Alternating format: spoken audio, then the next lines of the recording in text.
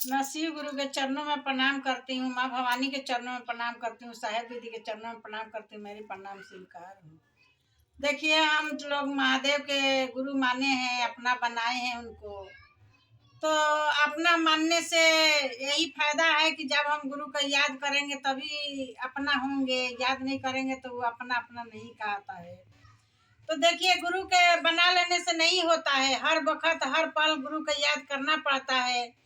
मान लीजिए, कहते हैं कि कहीं हम लोग डॉक्टर के पास जाते हैं, कोई बीमारी लग जाता है, तबीयत खराब हो जाता है, तो हम आप डायरेक्ट बड़ा हॉस्पिटल में नहीं जाते हैं, पहले छोटा ही हॉस्पिटल में जाना पड़ता है। छोटे मोटे कॉलोनी के जो डॉक्टर हैं तो उनके पास दिखाते हैं कि क्या समस्या है। जब उनका समझ में नहीं आता है तब हम बड़े हॉस्पिटल में जाते हैं। वहाँ भी अगर जाते हैं तो छोटा मोटा कोई हमारे पास प्रूफ नहीं रहता है तो वो भी कहता है डॉक्टर कि कोई छोटे हॉस्पिटल में दिखाए हैं कि नहीं दिखाए हैं। तो हमारे पास प्रूफ रहता है तो दे देते हैं। तो उस प्रूफ को देख करके बड़े डॉक्टर हॉस्पिटल में वो अंदाजा लगा लेता है कि इनको क्या देना चाहिए, दवाई क्या बीमारी है, कुछ अपना भी जांच करते हैं। उसी तरह से देखिए, हम आप डायरेक्ट महादेव से नहीं मिले हैं, डायरेक्ट मिले हैं हमारे साहेब, हमारे दीदी, जिन्होंने हमारे आपको बीच में ये 3 सूत्र के माध्यम से, साहेब के माध्यम से, दीदी के माध्यम से हम आप महादेव से जुड़े हैं। तो कहने के मतलब कि महादेव को साहेब मिले और साहेब को महादेव मिले गुरु रूप में। तो साहेब दीदी ने अपनाए हैं, उसी तरह से हम आप भी अपना लिए हैं। तो साहेब ने तो अपना हुनर दिखाकर और दीदी ने हुनर दिखाकर इस दुनिया से चल चुके हैं। लेकिन हम आप अपना हुनर कब दिखाएंगे? हमारे आपको भी फर्ज मानता है कि अपना हुनर जब भी हमारा लोग के माना जाएगा कि गुरु को अभी शरीर में है, हाथ पर चल रहा है, तो हम गुरु के गुणगान नहीं करेंगे, गुरु का चर्चा नहीं करेंगे। क्या हम इंतजार फिर दोबारा जन्म के इंतजार करेंगे कि दोबारा आएंगे तो हम चर्चा करेंगे? दोबारा किसने देखा है कि क्या चीज में जन्म होगा?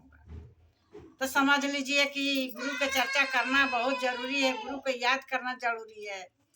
कहते हैं साहेब की पत्थर से पत्थर टकराता है तभी पत्थर से आवाज निकलती है। उसी तरह इंसान से इंसान टकराता है तो हमारे आपको मन के आवाजें निकलती है, एक दूसरे से बात करते हैं कि हमारे बात दूसरा सुने।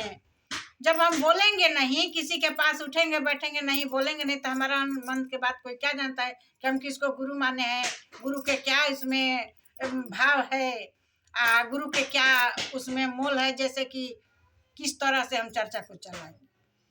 तो साहिब दीदी के कही हुई बानी पर 3 सूत्र लेकर चलना है, चौथा तो नहीं लगाना है। तो देखिए, हमारे साहिब तो हम लोग देखे हैं साहिब के चर्चा, दीदी के तो नहीं देखे हैं चर्चा, लेकिन साहिब के चर्चा में गए हैं, देखे हैं, बहुत मेहनत किए हैं साहिब। हम आप घर बैठल मिले हैं गुरु, कहीं भी जा करके 2 घंटा 3 घंटा समय निकाल के गुरु के गुणगान करना है। और वो भी करना है कि किसी के दिल ना दुखे, किसी के मन के दुखित करके नहीं, ऐसा भाव से चर्चा देना है। कहते हैं साहेब, मान लीजिए हम कहीं पूजा पर बैठते हैं या कहीं मंदिर में जाते हैं और हमारा वहाँ मन टिकता नहीं है तो वहाँ जाना बेकार है। तो इस मन को, कई तरह के मन खींचता है, लेकिन इस मन को अच्छाई में हमारे आपको लाना काम होता है। मन जिधर जाएगा उधर ही छोड़ देंगे तो मन तो इधर उधर भागेगा। इसलिए अच्छा है कि अपना मन को जब तक बैठे तब तक चर्चा में लगाए। और साहेब को जिसने जिसने चर्चा सुना है, दीदी को सुना है, बरखा दीदी के भी चर्चा आ रहे हैं। साहेब ये नहीं कहे हैं कि चौथा लगाओ अपने मन के करो, साहेब कह रहे हैं कि कहे हैं कि हमारी कही हुई बानी पर चलिए। जब साहेब ने दिए हैं 3 सूत्र तो उनको जो चर्चा सुना है उसी को दोहराना है। बरखा दीदी कह रही, उनके बात सुनो, उनके ये नहीं हमें सोचना है कि वो बात बोल दिए हैं तो उनका बात हम कैसे दोहराएं। नहीं, सीखे हैं वहीं से, साहेबे के बानी पर सीखे हैं और आगे में यहाँ बढ़े हैं। तो हमारे आपको भी यही फर्ज बनता है कि आगे में यहाँ बढ़े, गुरु को चर्चा को चलाए।